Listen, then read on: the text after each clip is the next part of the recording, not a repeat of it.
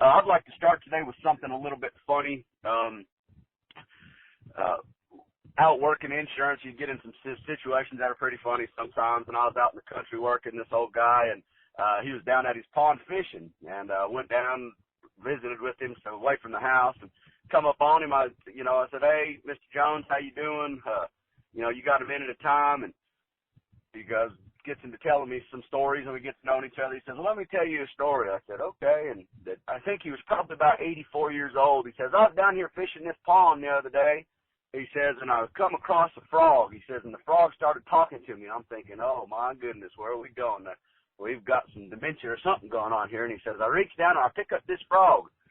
He says, and this frog tells me, he says, "I'm a beautiful princess. If you'll just give me a kiss, I'll turn into a beautiful princess." And so he takes the frog and puts it in his front pocket. And I said, "Put it in his front pocket?" I said, "Why'd you put it in your front pocket? If you'd have gave it a kiss, you'd have had a beautiful princess." He says, "Young man, at my age, I would rather have a talking frog." So anyway, I thought we'd lighten the heart a little bit this morning. I'm going to start with a quote from Pat Summitt. She's my hero. She is a competitor. She was a great coach for Tennessee. She says, "You can't always be the most talented person in the room, but you can be the most competitive." That kind of goes with my life a lot of times, being an athlete and coaching kids and being in this business, this competitive business. I learned a lot that I'm not the most talented in what I'm doing. I don't have the best tool belt. I don't have the biggest book of business. I haven't been in the business 20 years.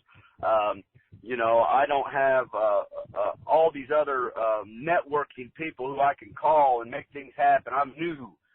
When I was playing football, I was short and slow and little, and it just didn't work out. Those aren't the qualities. But the one thing I thought I did have was I was competitive. I wanted to be the best. No matter what it was, no matter how it come out, I wanted to be competitive. I wanted to have a competitive spirit, and I wanted to outwork people. I knew that when other guys go to the house, and if I'm still out in the field, I can win. I can win. And so today I want to talk to you about working hard and having a competitive spirit. And I'm going to talk about two things very simply. Number one, a routine, and number two, how the leaderboard drives me. So having a routine, I am very, very consistent in what I do. Every single day, I get up in the morning, I'm going to eat my 2 pieces of sausage and my eggs, and I'm going to get on my accounts, and I'm going to look at my bank accounts. I'm going to look at that leaderboard. I'm going to check my leads.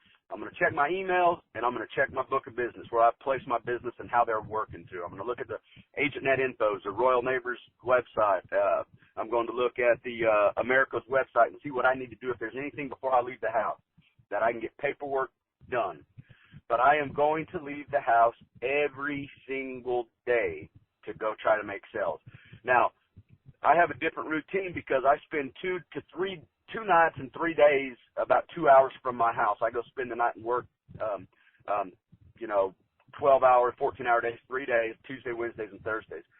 Mondays and Fridays, though, I work close to the house, about 45 minutes to the house, and I have a pretty good book of business just a little ways from the house, and I go there.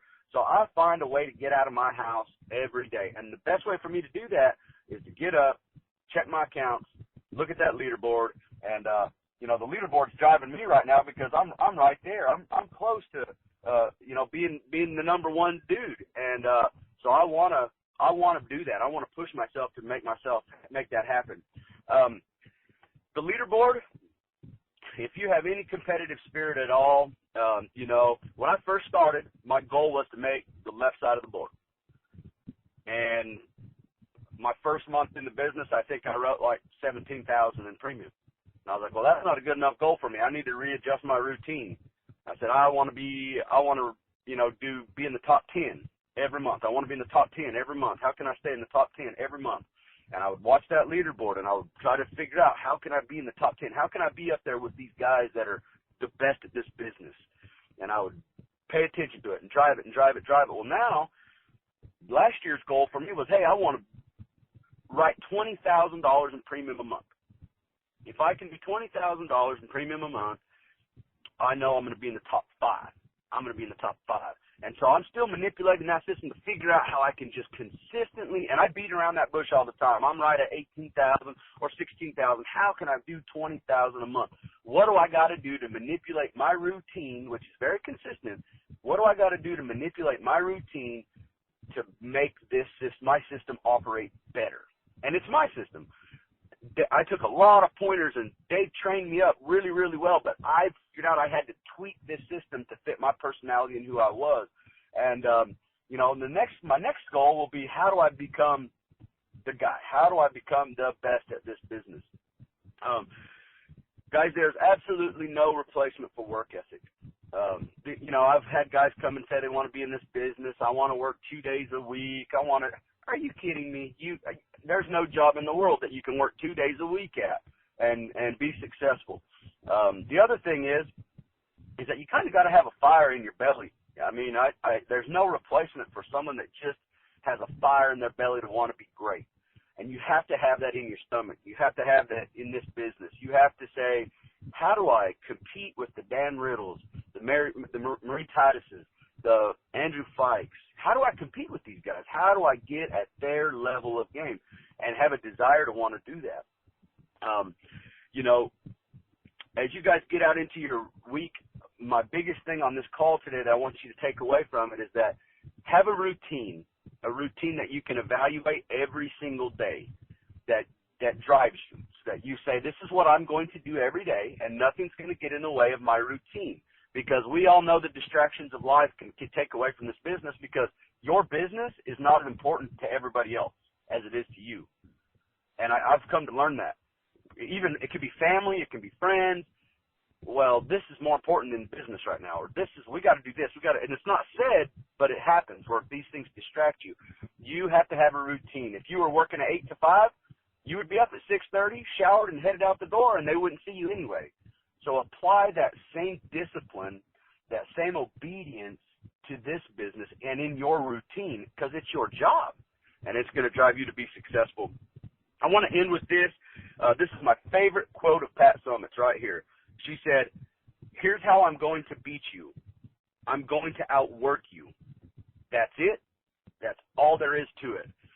My goal of this call today is that you guys understand and believe that if you work hard, you can make $1 million in this business. You can change your entire life. This business changed my life financially. Okay? I learned from this business that you can do what you want to do, or you can do what you're supposed to do. And if we can do what we're supposed to do in this business, guys, it's limitless. I appreciate this opportunity. Best of luck. I can't wait to see you guys on the leaderboard whooping on me and competing. I hope we all can have some friendly competition and see some of these guys up there, and because when you put big numbers up, it makes me want to put big numbers up. So best of luck to y'all. Thanks for this opportunity.